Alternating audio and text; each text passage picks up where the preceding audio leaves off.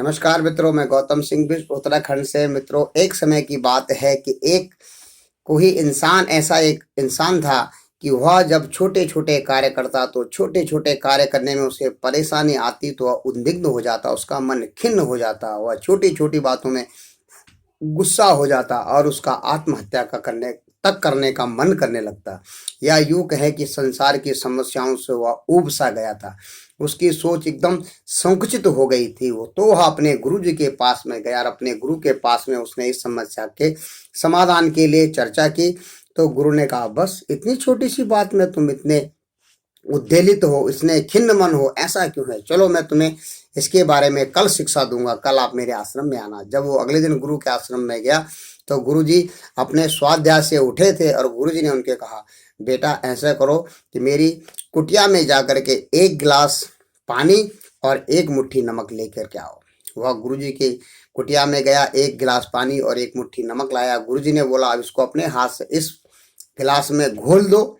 और गिलास में जब उसने पूरी तरह से नमक घुल गया तो गुरुजी ने कहा उसको, इसको आप पी लो। जैसे उसने एक घूंट पानी का मारा, उसने उसको उगल दिया और कहा, गुरुजी ये पीने लायक पानी नहीं है, यह बहुत बुरी तरह से खारा है, इसको कोई इंसान पी नहीं सकता है।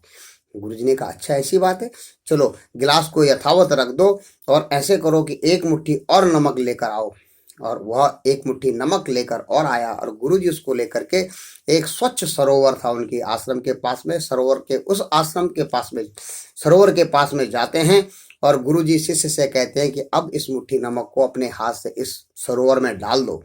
सरोवर में डालने के बाद जब नमक घुल गया, गुरुजी ने एक गिलास पानी उसको निकालने के लिए कहा। जैसे उसने सरोवर के निर्मल जल को एक मुट्ठी जिसमें नमक डाल लगा था उस जल को लिया और पीने के लिए जब गुरुजी ने उसको कहा, जब वह पानी पीता है तो गुरुजी से कहता है, गुरुजी यह तो बहुत ही मीठा और स्वादिष्ट पानी है। गुरुजी कहते हैं, बस यही चूक आपसे हो रही है। आप अपने छोटे से संकीर्ण दिमाग में, अपने अपने संकीर्ण बुद्धि के हिसाब से आप जब संचार की समस्याओं को उसमें घोलते हो और आपकी विचार शक्ति संकीर्ण होती है, छोटी बुद्धि होती है, तो वह ऐसे ही खारा पानी हो जाता है जैसे कि आपने मेरी कुटिया पे पिया था। और जब आप अपनी बुद्धि को, उदार बुद्धि को विस्तृत कर देते हो, उसकी जो संकीर्णता है उसको उदारता में बदल देते हो, सारे जगत को ही अपना परिवार के वैसुदेव कुटुंब की तरह देखते हो, तो आप उसमें चाहे कितनी भी नमक घोलो, कितनी भी आपकी जो परेशानियां हैं, जब उसको आप संसार रूप में, अपने परिवार के रूप में देखते हो तो वह आपको इतनी व्यथित नहीं करती है। आप ये संकीर्ण मानसिकताएं छोड़ दें कि दुख सिर्फ आप ही आपके लिए है। इस संसार में बहुत सारे लोग हैं जिनके पास दुख की कमी नहीं है, लेकिन फिर भी वे मधुर भाव से जी रहे हैं। इसलिए अपनी बुद्धि को संकीर्ण मत करो, उसको उदार बुद्धि रखते हुए संसार में जीने की कोशिश करो।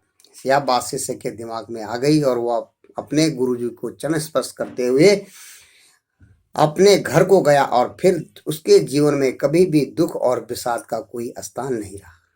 नमस्कार, जय हिंद, जय भारत, जय उत्तराखंड।